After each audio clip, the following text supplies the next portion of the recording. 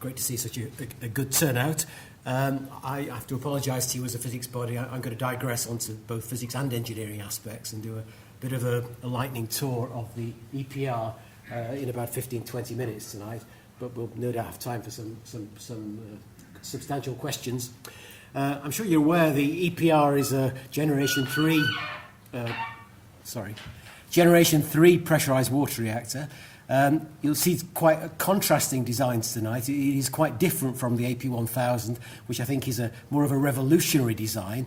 The EPR is a very conventional PWR, and those that are familiar with the Sizewell B reactor will see a lot of similarities. It was conceived as an evolutionary development of the most modern reactors that were operating in Europe in the late 1980s, the French N4, the German Convoy plants. And of course, EDF and Areva have applied jointly for GDA of this design based on the prototype at Flamanville 3 EPR being constructed in France at the moment. EDF hopes to construct 4 of these units in the UK and have the first one operating in 2018, and they will account for about 10% of UK electricity demand. The history of EPR development goes back quite a number of years.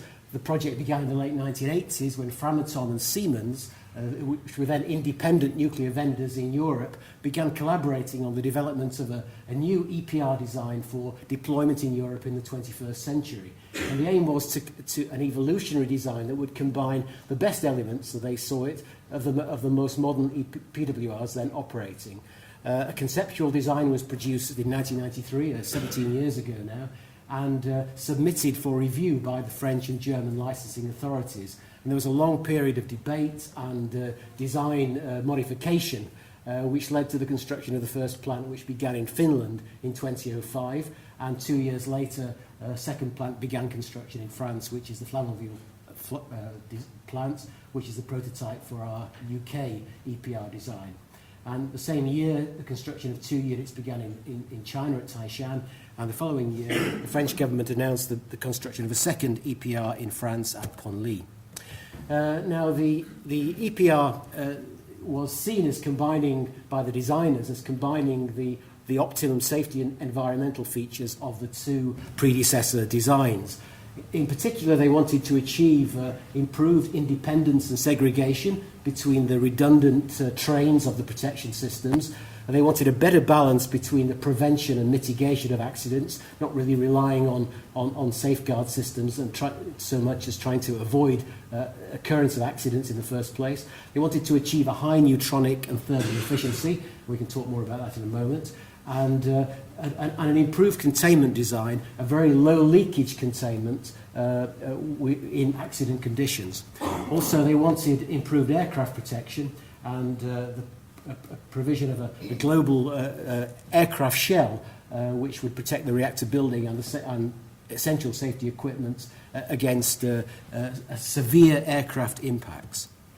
This table compares some of the design parameters of the EPR with the predecessor designs. And the first thing you see is a very high electrical output, 1660 megawatts, high thermal output, somewhat improved thermal efficiency of 36%, and a design life extended from 40 years to 60 years. A big difference in core design, extremely large core, 20% more assemblies than the predecessor designs. Otherwise, the fuel assemblies are quite conventional, standard 17 by 17 fuel assemblies, but with a 14-foot, so 420 centimetre heated length. Now, despite the higher thermal power, the linear rating is actually lower than on the previous N4 plants because the fact we've got a lot more fuel assemblies in the core. The fuel is somewhat more enriched than on the previous designs, giving the capability of higher burn-up, and peak burn-ups are possible up to 65 megawatt days per kilogram. I think for the UK, our peak assembly burn-up is 62 megawatt days per kilogram.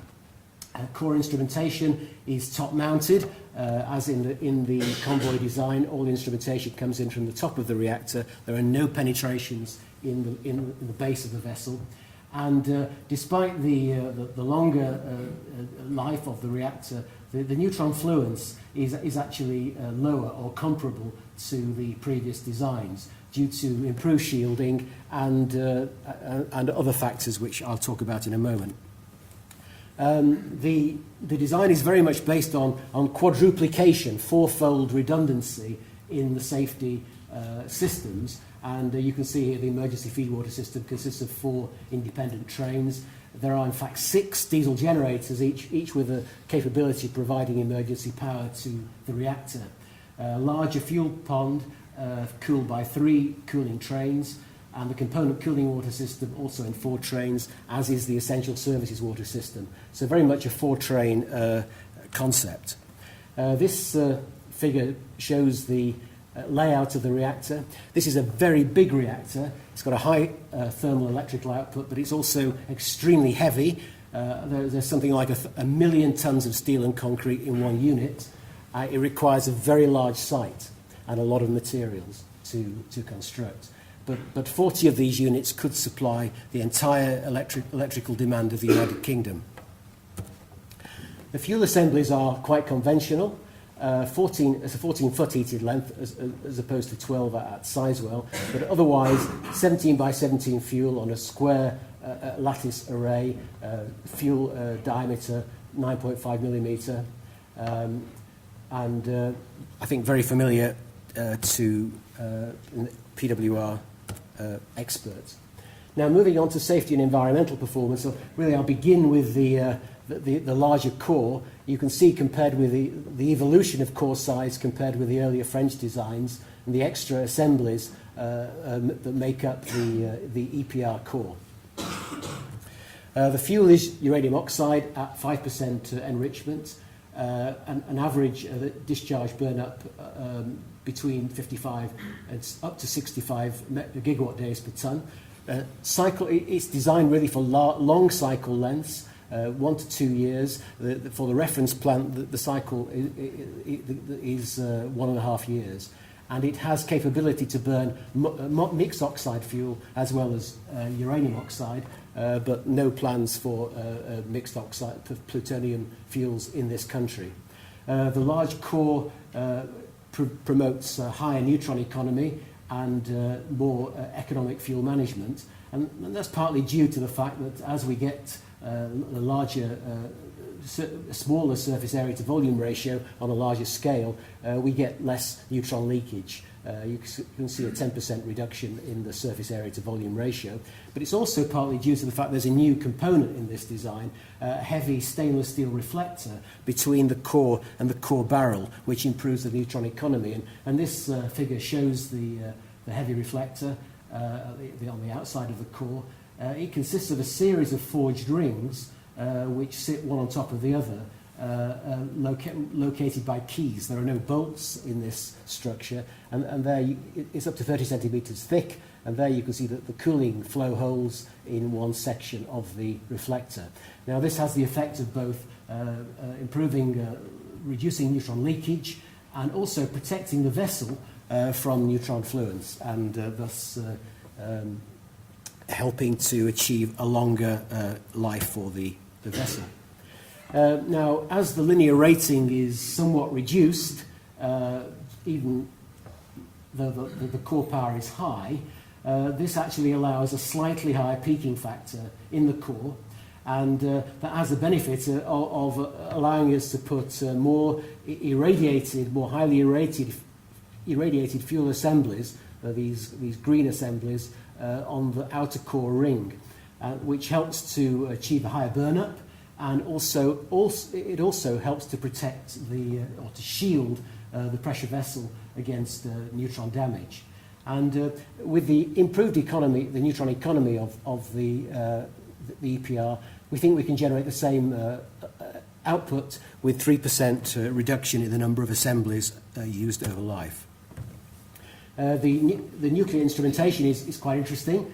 Obviously, we have the conventional self-powered neutron detectors for the online measurement of neutron flux for protection systems, but the calibration system follows the German Aeroball system. Quite an interesting concept in which there are a number of small diameter vertical tubes going through 40 assemblies in the core. And into these tubes can be injected very small diameter vanadium steel balls, which can be injected with compressed gas into these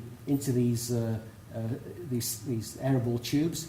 They're irradiated for 5 to 10 minutes and then removed to an analysis table where the gamma sampling allows an estimate of the neutron activation.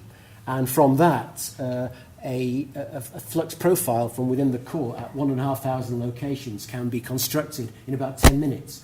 And that allows rapid recalibration of the SPNDs, the self-powered neutron detectors.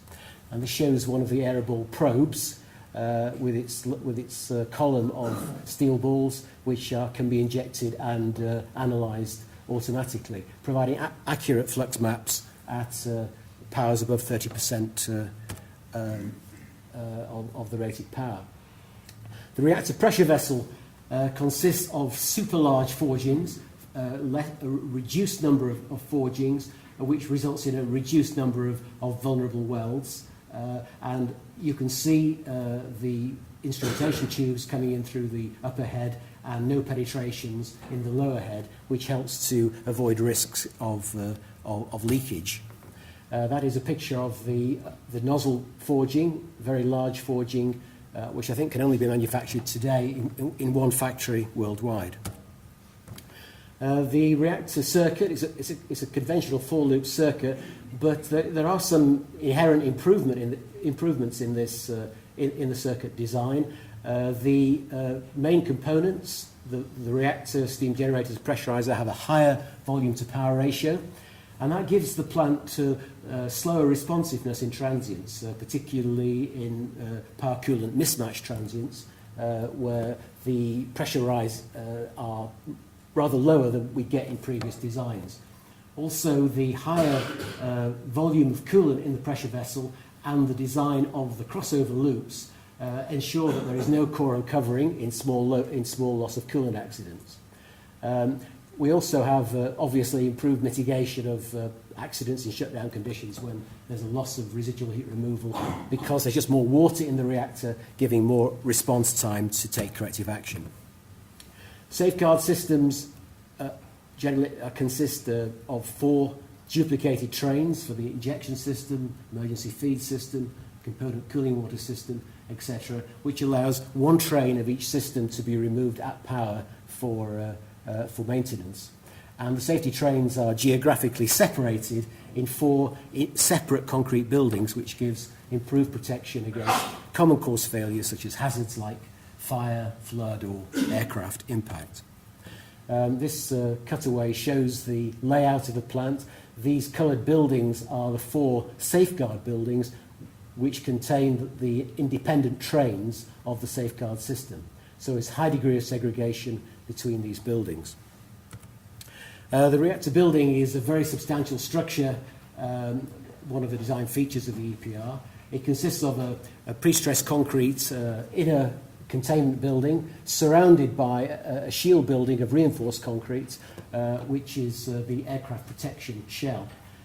The internal building has a 6mm thick steel liner, a high integrity steel liner. So in a way, it's a triple containment design. And to add to the protection, the annular space between the 2 buildings is kept at subatmospheric pressure to collect and filter any leakages which might pass through the inner containment. So we get extremely low leakages in design basis accidents and severe accidents. And the shield building is able to protect the containment against aircraft impact, and including the design case is the impact of a large civil airliner in a 9/11 type situation. This figure shows the containment with its 2 buildings. And this rather Salvador Dali picture, I always think, it shows the aircraft shell, which protects not only the containment, the reactor building itself, but also the fuel building and 2 of the 4 safeguard buildings. So providing a high level of protection both to the reactor and to the spent fuel and the safety systems. Now, as with all Generation 3 plants, The EPR has design features to protect against core melt accidents, assuming all safeguard systems fail. These include dedicated valves to depressurize the primary circuit to avoid high-pressure core melt ejection, recombiners in the containment to prevent dangerous buildup of hydrogen, and also the provision of a dedicated core catcher underneath the core, and the principle of which is shown here. The idea is that any core melt might be released into the reactor pit. It would flow down this channel into this spreading area, and then the high temperatures created would activate passive flooding valves, which would allow this chamber to be filled by water from the in-containment refueling water storage tank, which of course is always filled. This is a shot of the construction of a core catcher at OL3 in Finland, and this photo shows the current construction status of Flamanville. I'll just finish by saying something about project realisation. Of course, 4 units are under construction, and I think a lot of lessons have been learned by Areva from this, from comparing experiences on these 4 units. We feel we've got a lot closer to achieving certainty now in the time and construction budget for these units.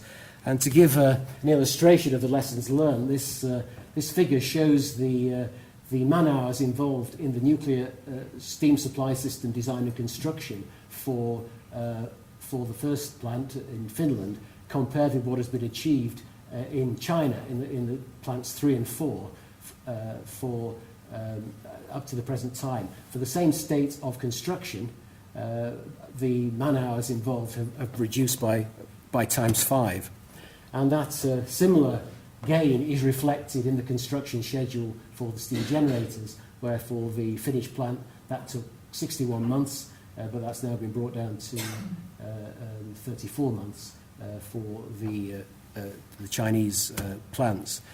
So basically we've been able, in going from the Finnish prototype, the Finnish first-of-a-kind plant to the Chinese plant, to shave some time off each stage of construction, taking us from what we think the outturn of 86 months for the first plant to our standard assumption of 64 months for the standard EPR as it is today.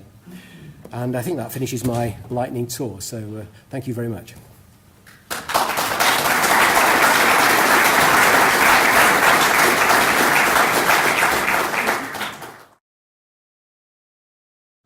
Hello, my name's Sam Darby, I work for Salfield Limited. I have a question for both presenters. How much do these reactors cost? I'm not sure we're able to say it. Ben, do you mean cost or price? I'm not sure what you mean by the difference. The difference is the price is what someone will pay to buy one. The cost is what it costs Westinghouse to erect one. The difference is typically called profit. Let's talk about the price then. I'm not sure either of us can really discuss that at the moment. Now, we are in a very price-sensitive time. We are about to both place bids into Horizon Nuclear Power For a project, so it's probably not appropriate commercial value to talk prices today.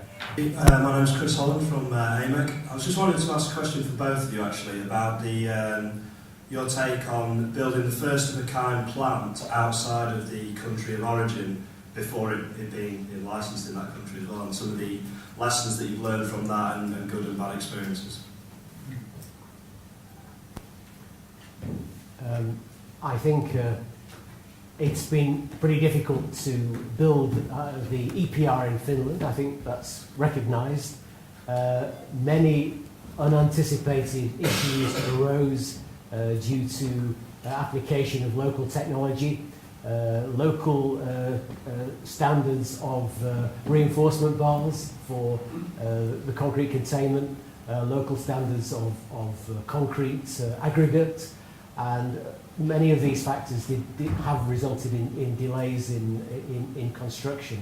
I think for OL3, it was the first reactor to be built in Europe for 25 years. It was a big learning curve, both for us as a constructor and for our suppliers. Wherever the plant had been built, I think we would have encountered difficulties. I don't think it was a function of it was Finland. It is just many unanticipated issues arose. Fortunately, we seem to be getting better from the learning experiences in Finland and France, and the progress in China is very fast. That's all I can say. I don't think it's country specific. I think we would have had the issues in Finland wherever we had built. I think for the AP1000, it's a slightly different story in that Westinghouse does not have an EPC contract. It is more of an E-contract with the Chinese choosing to do the PC side of it. So we're not having to be the primary interface with the regulator. We have an input from a licensing perspective, obviously into the Chinese company, but they are managing all of the local interfaces, which is a benefit. We have had some issues with first-of-a-kind engineering. I mean, it looks fantastic when those modules drop into place. What you don't see is that the first time we did it, not all of the connections actually lie as you would hope they do. So there is some real learning from experience that comes from that. But one of the benefits, and a thing the UK has never done, is that if you do build a fleet, you get that learning curve and that learning from experience, which will reduce the lead time on future units. Alex Carroll from AMEC. What's your take on some of these other designs that have been proposed by your competitors, which are not applying for licensing in this country, that reportedly aim to lower the cost by having what you might politely describe as different safety targets? I wouldn't want to comment on the safety targets of a competitor's design. I mean, that's for that competitor. There were 4 people who put in for GDA. Actually, GDA is a very reassuringly expensive process, and not one that a vendor on his own would enter into lightly. So I can't speak for the 2 companies who did enter and withdrew, but I suspect they possibly didn't have utility support, and hence were covering all of that cost themselves, which is quite significant. And if there isn't a strong prospect of a utility customer out there, it's a difficult case to make to your board for GDA. Obviously, the EPR design that we've arrived at was developed after a lot of consideration of European safety rules and practices. That has resulted in a plant which is a substantial size and pretty expensive to build, really. You can take another view and avoid some of those expensive features and try to justify the resulting design. We think we got it right. We think we put in the features which are in accord with what the European, particularly European people expect in the 21st century. That was our judgment. Other vendors might have a different view. I know one vendor has just announced that they will not have a core catcher. They don't think it's necessary. That's their view. I'm not going to criticise that, but we backed we made certain judgments based on our perceptions of what we felt the public would want at this time in the nuclear cycle. So we stand by our decision. Well, you've started to talk about GDA. I'd be interested in your reflections on where you are, where you're going to get to, and any sort of benefits of hindsight. Has it been a positive thing for UK PLC that they've gone through this particular process? I had a full head of hair before GDA. I guess on balance, I have to say it's a positive process. I think it's a hugely challenging process for vendors outside of the UK. The UK regulatory approach is non-prescriptive. The AP1000 was designed in a very prescriptive US NRC approach.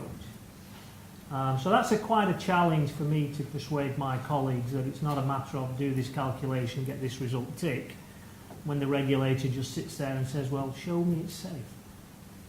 It is a fundamental difference. With hindsight, I think there's things the regulators would have done differently. They were a little slow to man up. From a Westinghouse perspective, we were also a little slow off the blocks, and I don't think we really understood the difference in the regulatory approaches. So we have a design that is licensed in the US. We have a document called a design control document, which is 6,500 pages. And we thought, somewhat simplistically in hindsight, that, well, it's licensed in the US. There you go, Mr. Regulator. And he sort of pushed it to one side and said, well, just forget that. Start from first principles. So I think that's one lesson. And if I ever did this again, you could probably take me outside and shoot me first, but if I ever did this again, then yes, I think there's some things that are precursors that you really want in place before you start.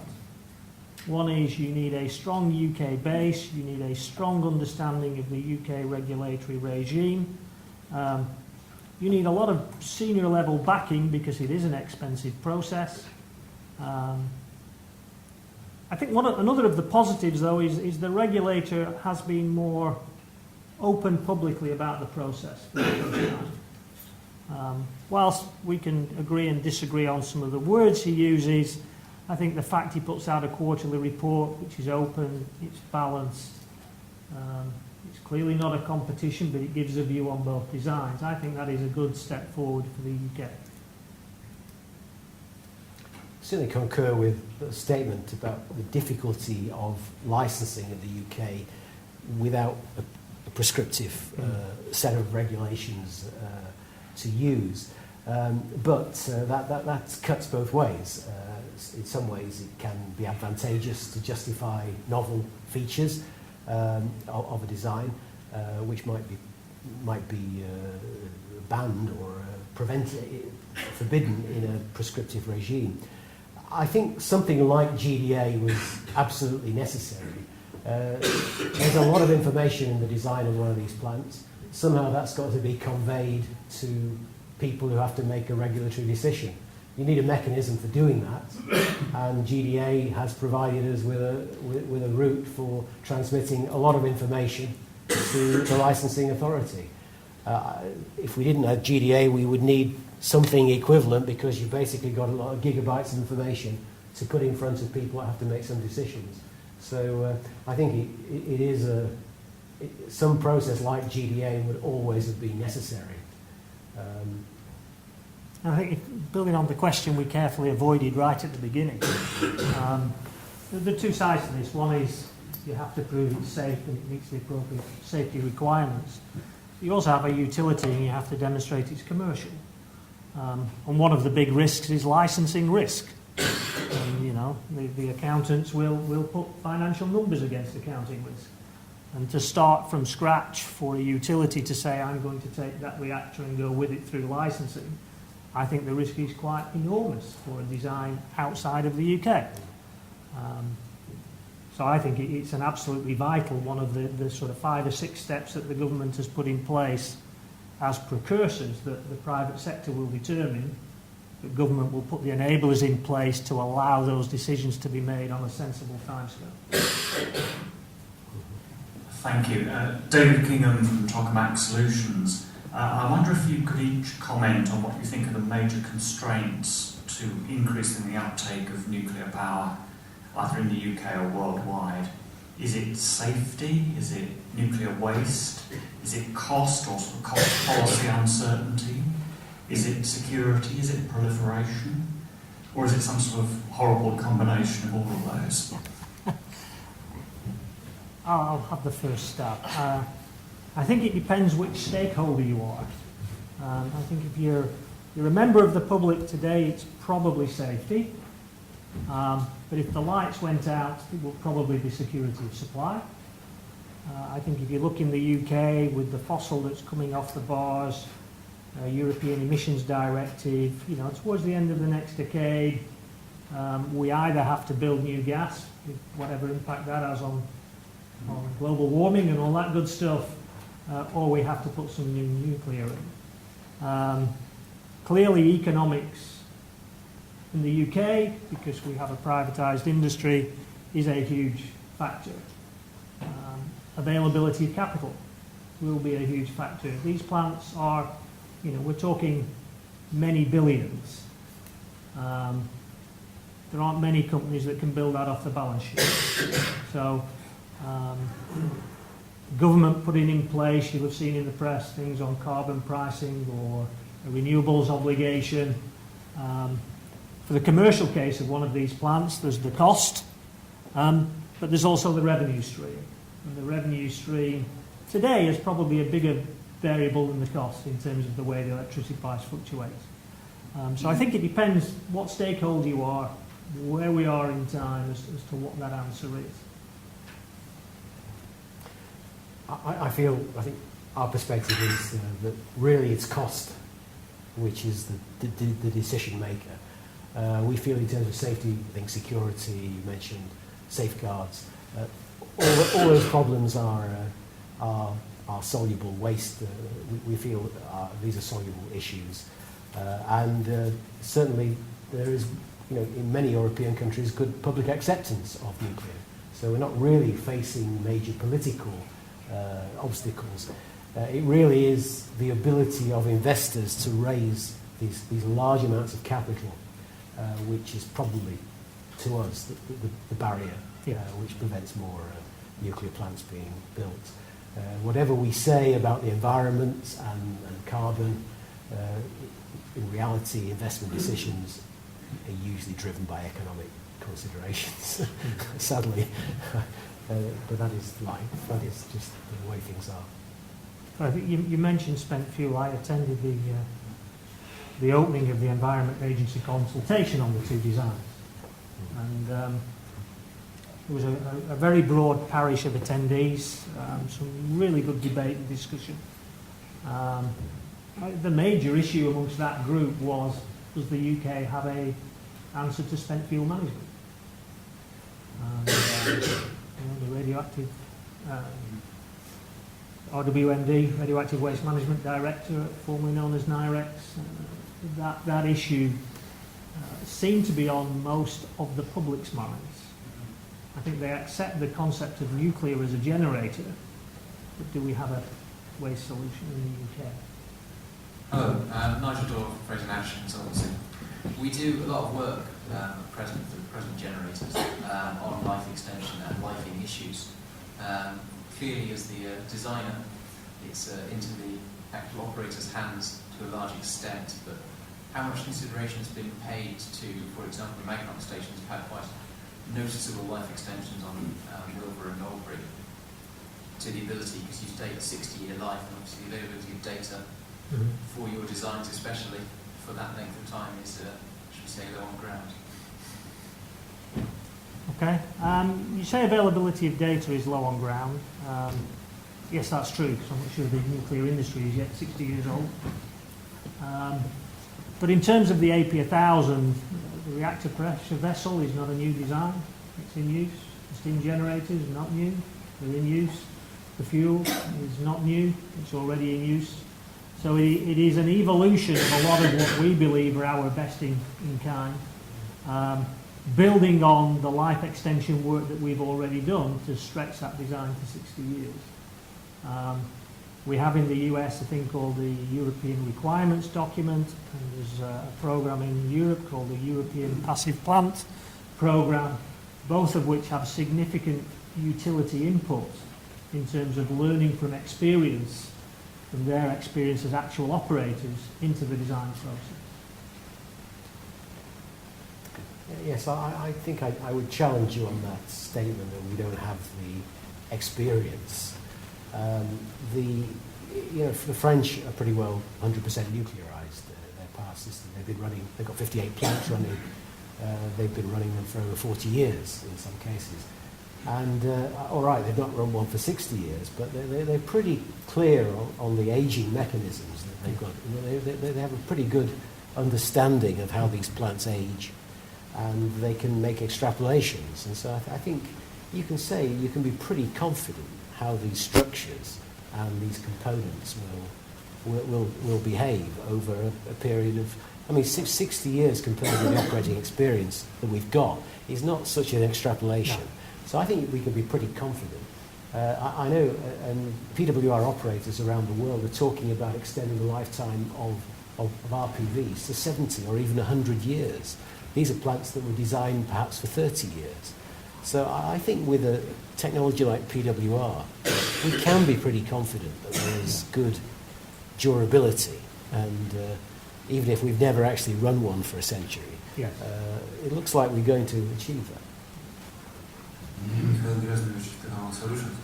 What restricts present the number of reactors Westinghouse and Areva could or can build? Is it the request, or is it the capability of industry or supply chain? So if money would be a question, if we plan on nuclear to build 20 reactors, practically, how many reactors could be constructed at the same time, or being under construction at the same time? I've switched my computer off, but if you remember the slide with the 6 arrows, the 10 arrows on, 4 in China, 6.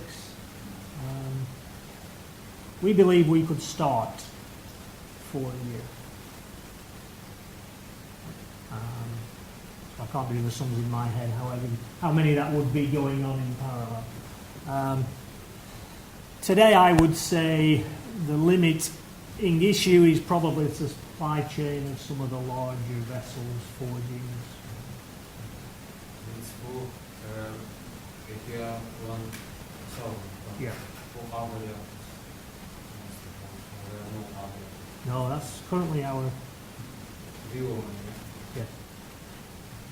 Areva has other models in addition to EPR.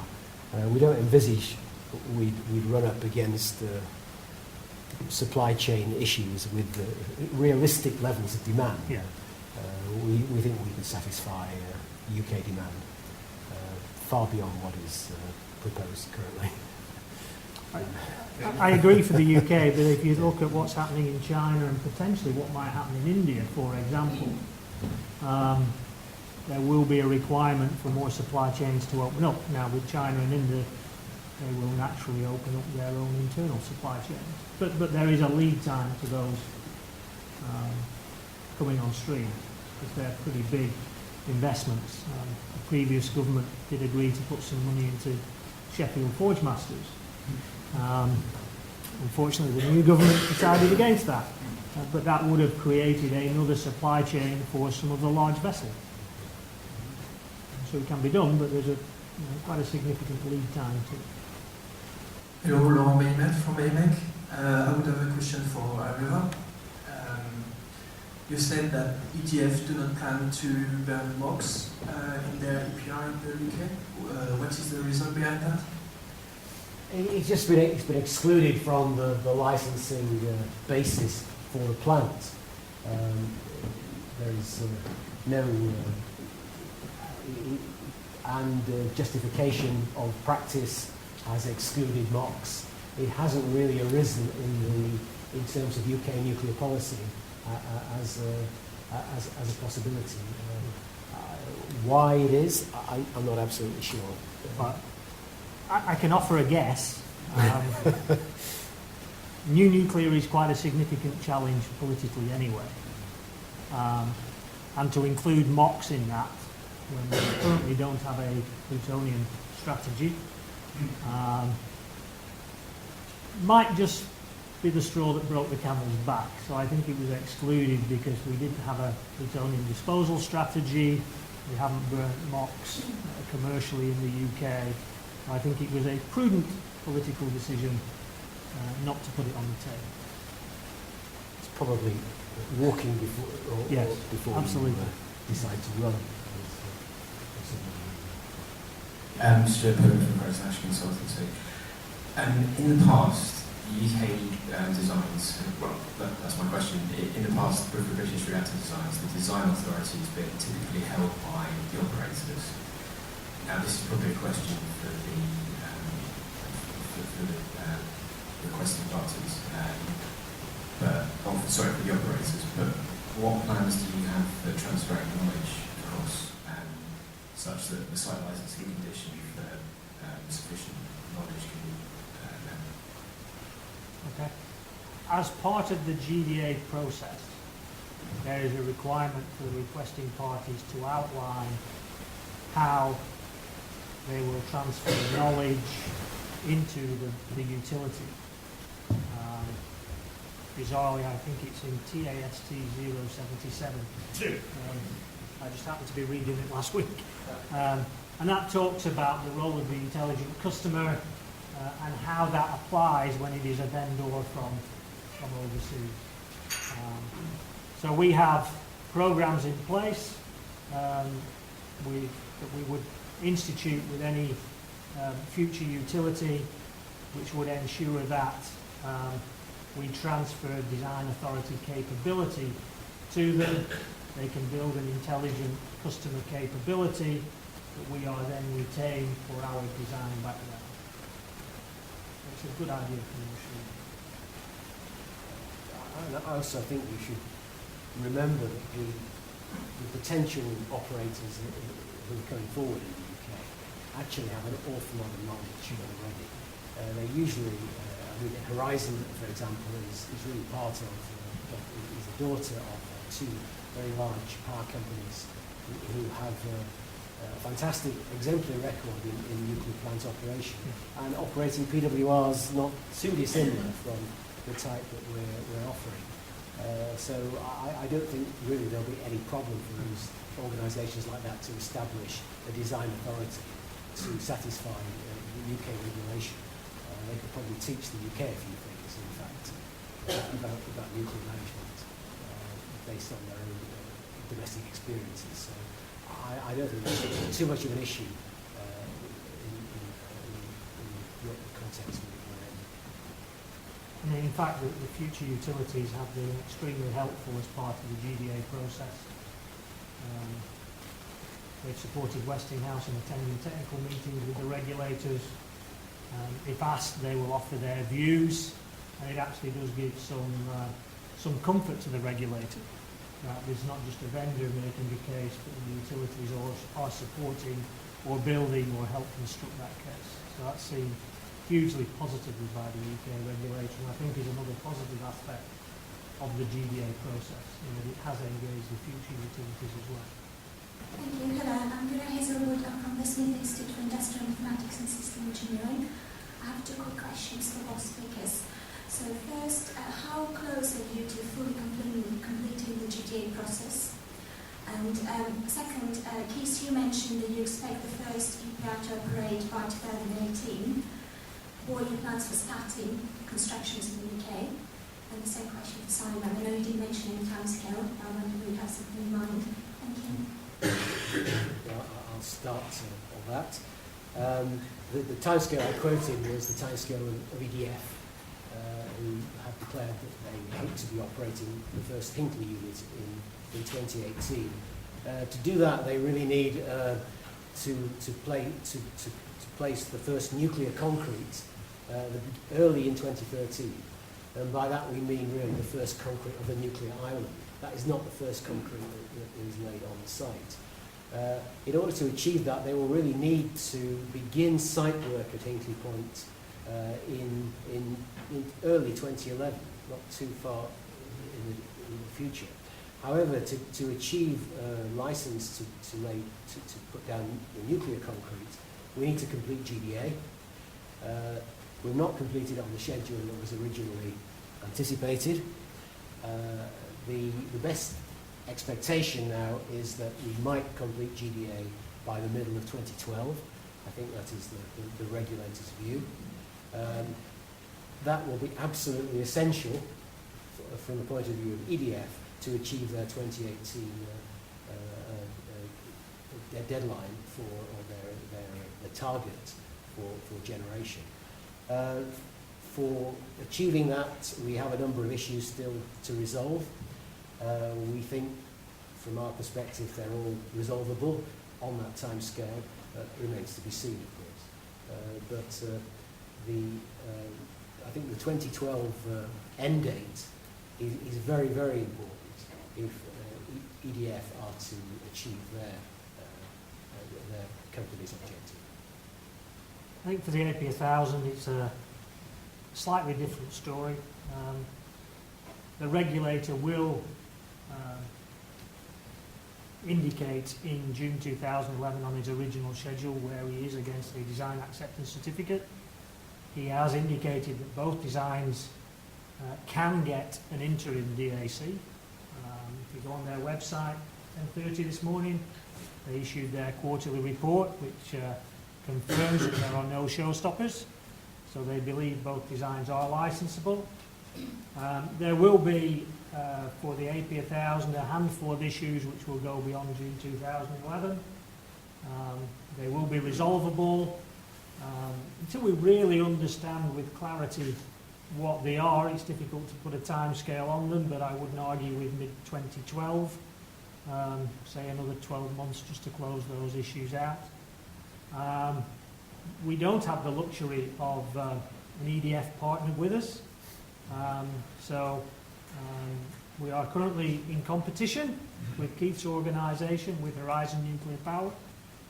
They are indicating that I would like to be on the bars 2019-2020, which means for the AP1000, first nuclear concrete would be end of 2013-2014. So the timescales still work for us. Ed Parry from Circa. Can I just ask how many firm orders you're expecting to come back to the price? And do you think that the UK will be able to replace the nuclear it's using without direct government funding? Currently we have firm orders for 10, 4 in China, as the slide shows. UK, we have a round fat 0 today. But again, I think it's very common knowledge in the press that Horizon will make a technology decision sometime next year. And that will be for around, trying to do the sums in my head, 5 gigawatts at Wolfer, which would either be 2 of those or 3 of these. So yeah, we have firm orders really for 4. Oh, no contracts yet. Nothing signed yet. But yeah, obviously EDF have declared very publicly they want to build 4 EPRs, 2 at Hinkley Point and 2 at Sizewell. So that is pretty secure. But in terms of other orders, we're also on 0, but we're competing very hard with Simon for getting the Horizon contract, and that for us would be 4 further units. I think 2 at Hinkley Point and 2 possibly follow-on plants at But they are not the only utilities in interested in the UK. There are other utilities who have purchased sites, and but they're somewhat more in the distance, perhaps. Yes, and I would probably call them Wave 2. So if Wave 1 is Horizon and EDF, there will be an announcement next month for whatever Scottish and Southern, Iberdrola, GDF, Suez are going to call their combined entity. They have land at Sellafield. I suspect we're looking 2022, 3, 4, 5 for that entity. And you mentioned the need for public subsidy. I don't think anybody in the industry now talks about public subsidies, but we do talk about carbon price. Yes. And I think the industry would like to see a guaranteed minimum carbon price considerably higher than it is at present. Yeah. And I think if that happens, there's much more likelihood of these projects going forward than if it doesn't. Of course, that would benefit all non-carbon technologies. It's not just hence, nuclear. by definition, isn't a subsidy. Heather Beaumont from AMEC. There's a lot of talk in the industry about nuclear skills shortage. What impact do you think that will have on our ability to construct and then operate new stations, this sort of fleet of new stations that we're talking about in the future? I think construction is lack of trades and crafts is probably the main problem actually. But I think that problem is soluble really just by investing in technology colleges. I mean, we've got a long lead time here to plan building up the workforce for the construction phases. EDF, I know, have made a big investment in Bridgewater College to basically train trades, craftspeople, welders for the Hinkley project. And that will be possible in other parts of the country. So I don't think we should worry too much about the skills required to construct these plants.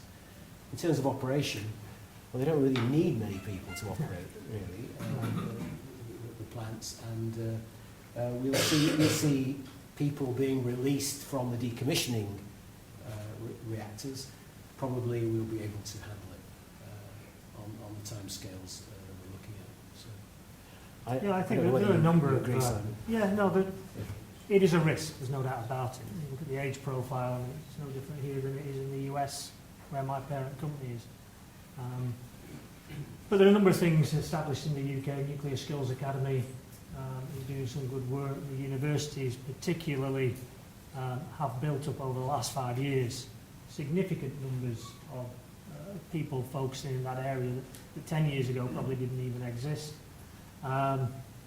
Certainly the construction skills, Westinghouse have teamed with Lang O'Rourke because specifically they have UK knowledge. I think things like coded welders, if any of you want to earn a lot of money, then get yourself off to night school now. I think there may be a slightly different threat, which is mobility throughout the industry. I mean, I joined BNFL 100 yards from here in 1979 when there was BNFL in the UKAA. It seems that we've sort of thrown everyone up in the air. It's the same people, but they all have different companies that they work for. And it will be interesting to see what happens whoever goes first. And I know that British Energy, the AGR bit, are very worried about a brain drain because of the attractiveness of working on a new build rather than necessarily maintaining the old stuff. So I think there will be some mobility issues. Salary ratcheting hopefully will be a problem.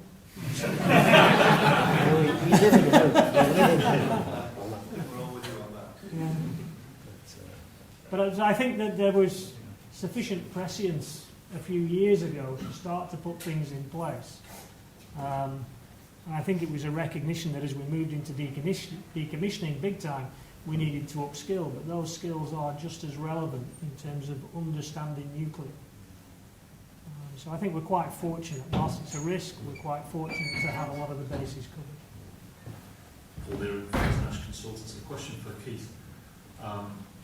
Keith, what do you think are the benefits for the utilities and the UK at large in terms of going down a purely EPR route and conversely for Simon?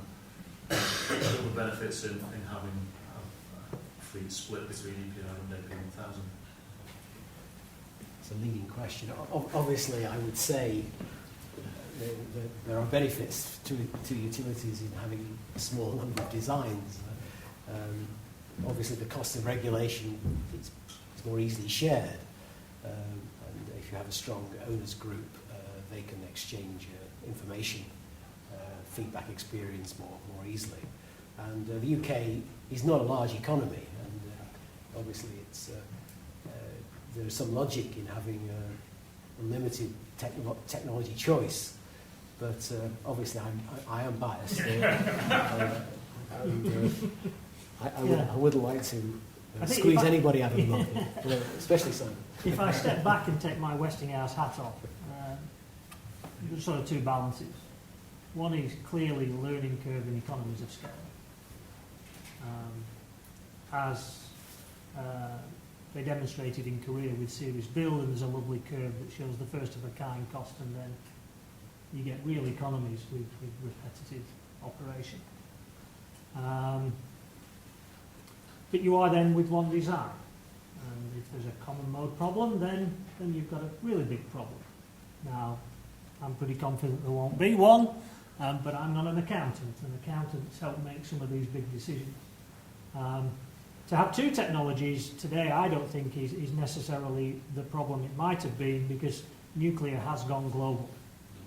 The days of the UK generating strange gas graphite designs, one-off after one-off, are long gone. Westinghouse has a PWR owners group that stretches right around the world, that meets regularly and shares information. So, even if there were only to be 4 of one design and 4 of another, they're part of a much larger global family. And back to GDA, one of the Westinghouse drivers, and I know it's an EPR driver, is standardisation.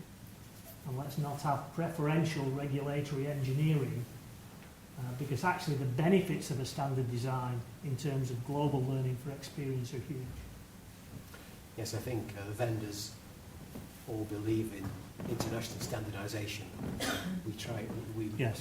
We all suffer because of country-specific requirements, but that's a problem which I think is going to take a very long time to resolve. Paul Hughes, Salville Limited. What degree of planning has been made with regards to decommissioning these reactors post-operation? Decommissioning has been factored into the AP1000 from day one. The benefits of the passive system is there is significantly smaller volume. There are significant improvements in plant design to aid decontamination, to reduce hold-up. The vessels are all existing. We have experience of changing out steam generators, chemical decontamination. So we're pretty confident that decontamination, decommissioning is a low risk. The reason I know that is that we've just had to make a pretty large submission as part of GDA on those 2 issues. Now, ultimately, it's the utilities' accountability, but we've made sure that from the design point of view, it is facilitated and therefore is no risk. I mean, you have to consider it up front now. In this country, we have to have a funded decommissioning plan to put forward as part of our application. So we have to think a lot about the design of, in terms of how it can be dismantled, decommissioned. We have to think about the final inventories of radioactive waste and what materials they will comprise, and even what doses people are going to get handling them and how they're going to handle them. So that really is nowadays part of the licensing process, even before the plants are built. So I think we do give a lot of thought to that in our design. We make sure there's easy access, we make sure we've got ways of removing components from the containment, ways of handling components to minimise impact on operators, impact on the environment.